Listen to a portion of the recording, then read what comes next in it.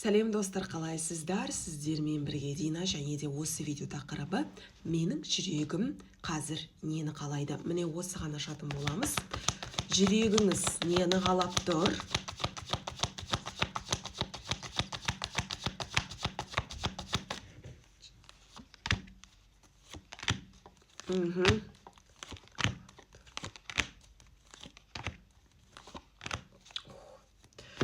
Сіздің жүрегіңіз нені қалап тұр?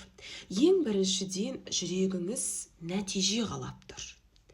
Жалпы менің істеген жұмысыммен байланысты нәтиже, былайша айтқанда өзін лайықты сезінгісі келеді сіздің жүрегіңіз. Мен қанша істеп жатырмын, мен қанша жұмыс жасап жатырмын, және де осы жұмыстың нәтижесі тезірек маған келсе екен, тезірек менің ойымдағыдай болса екен. Және де сіздің жүрегіңіз бұрыннан бері келе жатқан бір реніштерді жібергісі келеді. Немесе сіз егер өз-өзіңізді кінәлап жатсаңыз, сол ішкі кінәңізді жіберуге жүрегіңіз дайын сияқты.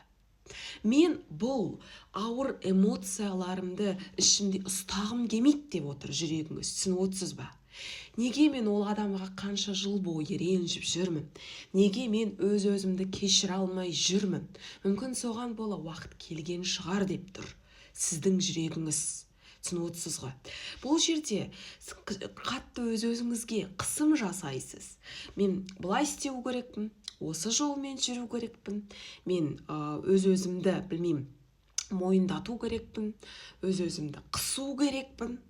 Сіз уже осыдан шаршап жатырсыз. Сіздің жүрегіңіз шаршап жатыр. Түсініп отырсыз ғой.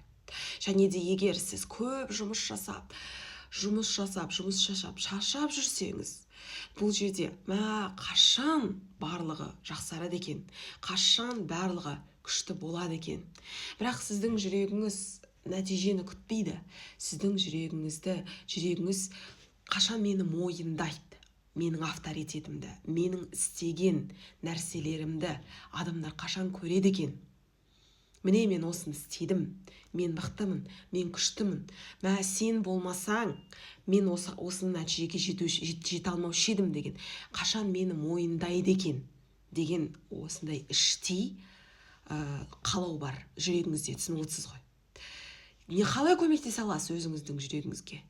Жіберіңіз ішкі реніштерді.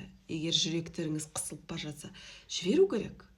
Кінә болсын, реніш болсын, және де өз-өзіңізге өзіңіз арқау болыңыз, демеу болыңыз, өзіңізді өзіңіз мақтаңыз.